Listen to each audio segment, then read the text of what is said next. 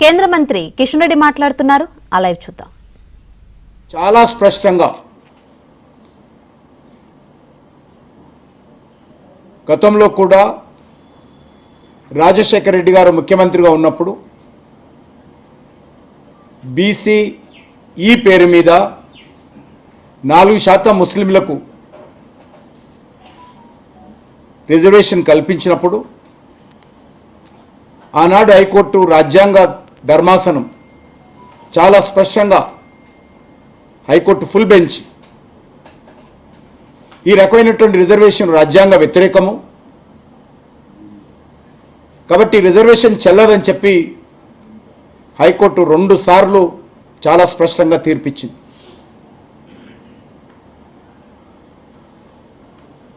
మళ్ళీ ఈరోజు అదే పద్ధతిలో ఆ 4% కూడా సుప్రీంకోర్టు నుంచి స్టే తెచ్చుకొని ఇంకా కొనసాగిస్తున్నారు. మళ్ళీ ఇప్పుడు 4% కాదని చెప్పి తగుదునమ్మా అని బీసీలకు అన్యాయం చేసే విధంగా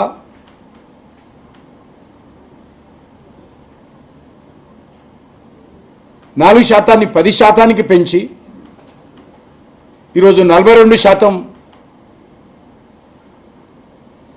బీసీ రిజర్వేషన్ ఇస్తున్నామని చెప్పి బీసీలను మభ్యపెట్టే విధంగా ఈరోజు కాంగ్రెస్ పార్టీ వ్యవహారం చేస్తూ ఉంది.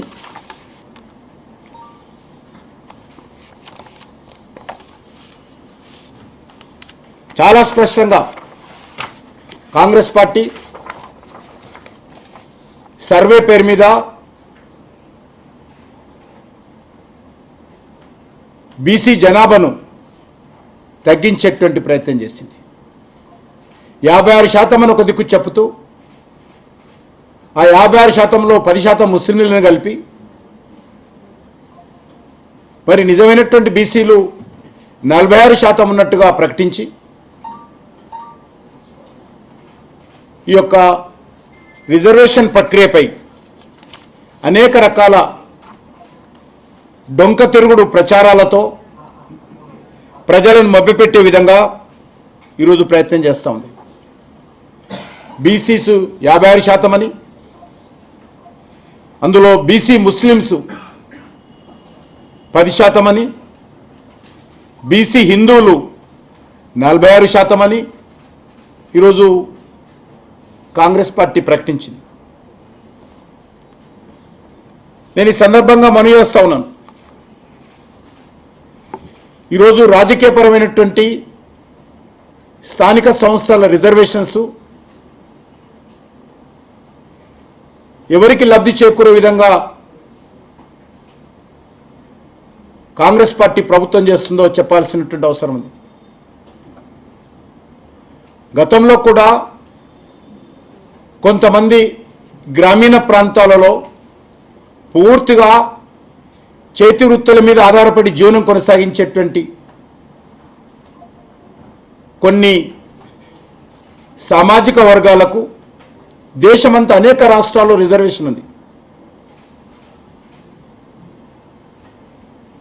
అంతేకాదు నరేంద్ర మోడీ గారు ప్రభుత్వం తీసుకొచ్చినటువంటి 10% ఈబీసీ రిజర్వేషన్లో కూడా ముస్లిం సామాజిక వర్గాలకు ఆ రిజర్వేషన్ పొందేటువంటి అధికారం ఉంది. మళ్ళీ ఈరోజు ఏమాత్రం చట్టబద్ధంగా న్యాయబద్ధంగా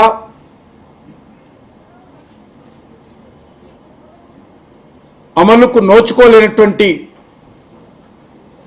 10% ముస్లిం రిజర్వేషన్స్ను బీసీ రిజర్వేషన్స్తో కలిపి అమలు చేయాలని ఏదైతే రేవంత్ రెడ్డి రాహుల్ గాంధీ ద్వయం ప్రయత్నం చేస్తూ ఉందో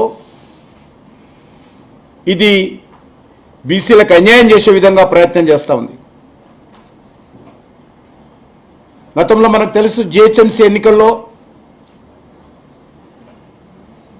34% బీసీ రిజర్వేషన్స్ అమలు చేసినటువంటి చరిత్ర గతంలో జరిగింది. మళ్ళీ ఈరోజు ఏదైతే మీరు 42% చెప్తా ఉన్నారో